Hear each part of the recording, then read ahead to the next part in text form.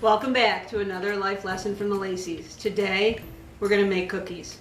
The cookies. Yeah, you know the ones. But is it some kind of secret family recipe? No, it's just the Tollhouse Recipe. It is. It's the recipe on the back of the Tollhouse chip bag. The secret isn't the recipe, the secret is how you make the cookies. So today we're gonna walk you through the how and get you making these all on your own. Step 1, preheat the oven to 375 and wash your hands.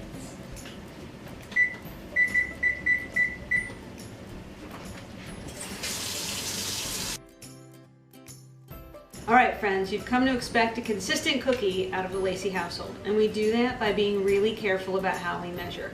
So today we're going to show you how to make sure you get this right and they're the same every time. Step 1, you need a large bowl. In this house, this bowl is only used for cookies. So everybody's really excited when they see the purple bowl come out. It means cookies are on the way. So you start with a big bowl. The first part starts with combining all vegetable shortening. Make sure it's all vegetable or it will be gross. All vegetable shortening and sugar and brown sugar. So you're just gonna scoop it all in there and you're gonna make sure you get it pounded down into the cup. You're gonna make sure you get it off the top, but you want to use a flat edge. Squish it while you do it, and then you're gonna get a nice smooth top on your cup. There's a consistent cup. Into the big bowl. You need 2 1/4 cups of shortening. Okay. Next you need 1 1/2 cups of sugar.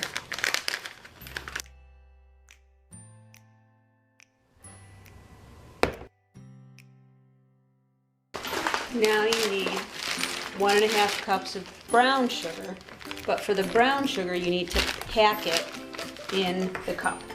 So when you take it out of your bag, you need to make sure you press it down in there.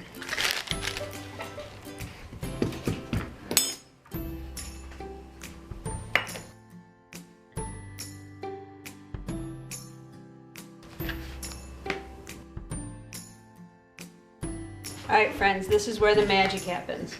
It's going to look like this in the bowl.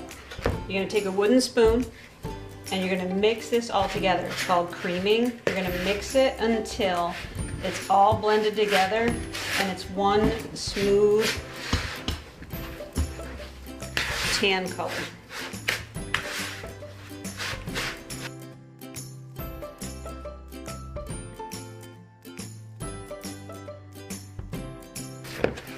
Okay, now you've got it all a nice even color. This technique is called creaming the sugar.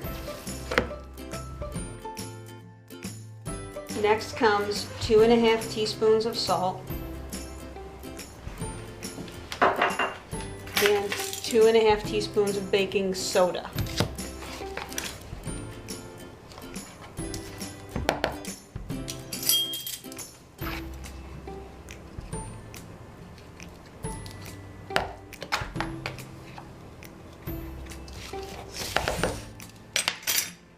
You're going to mix it in until all that white is gone. And back to our tan. Now's the liquid portion. So you need 4 eggs. I like to crack them separately. If you get a shell in it, you don't have to worry about picking it out of your dough.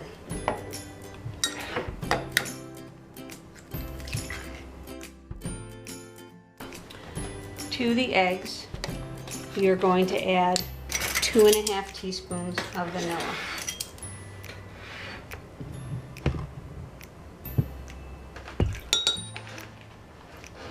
If it goes over a little, it'll be okay.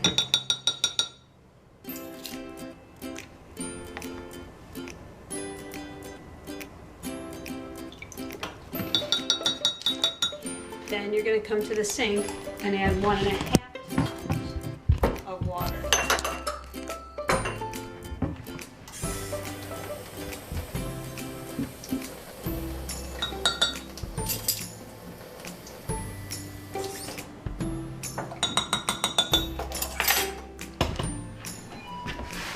Just dump that right in.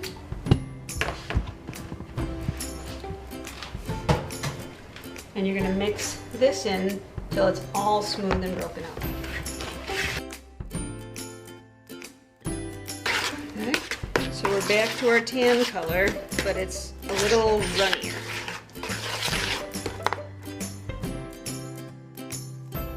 So 5 cups flour. I do this over a bowl. Whoop, see, I still made a mess anyway. There's something about tapping down on it that forces a little bit more into the cup as you measure. And it really does make a difference.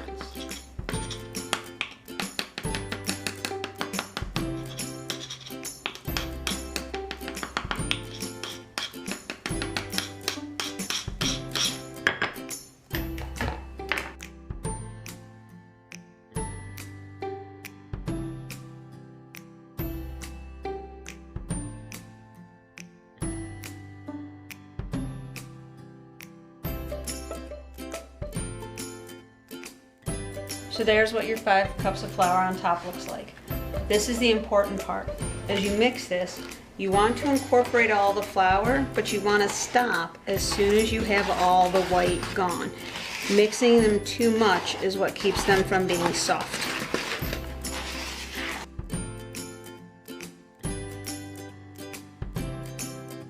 We're almost there. You can see a little bit of white left. We want that all in.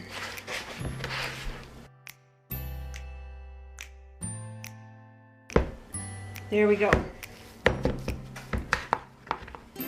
As tempted as you are to do this part in the mixer, this is the real work section, you can't do it in the mixer and have them taste like Lacey cookies. If you do it in the mixer, they're just not right. We've tried it and it doesn't work. So the payoff here, friends, is doing this all by hand. Last thing we have left are the chips. Just as an aside, my daughter likes mini. So we went with mini chips today. I've put in half the bag. Give it a stir to get those mixed in, and then I'll put in the other half.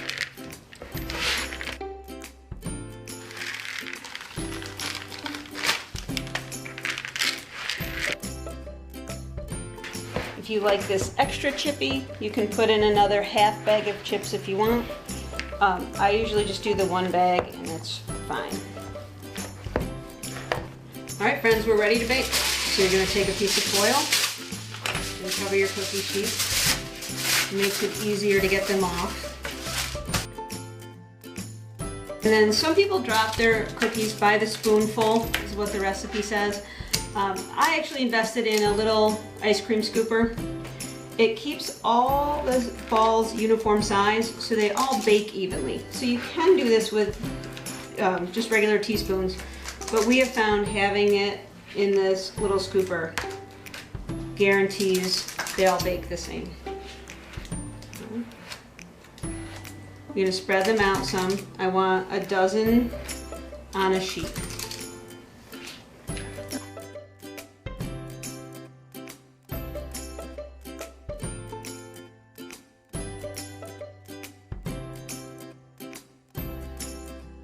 So our cookie scoop makes a cookie dough ball about the size of a clementine.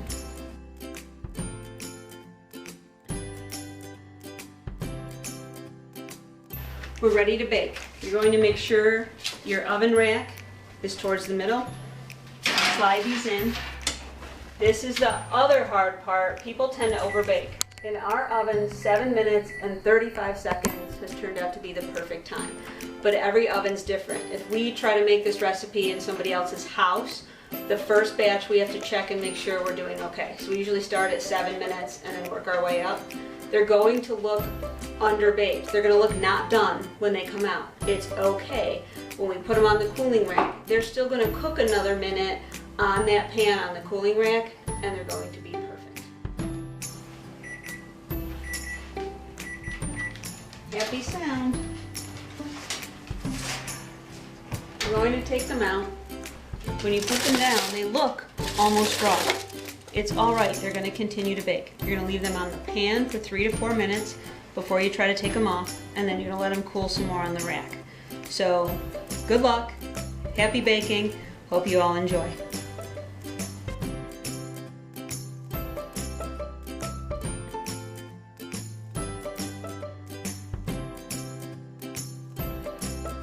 Thanks for joining us till the next life lessons with the Laceys. Goodbye. The cookies. The cookies. You have to say the cookies. We'll put the recipe in the comments so you'll be able to see it. And don't forget to wash your hands and know where your garbage can is. That was a little aggressive.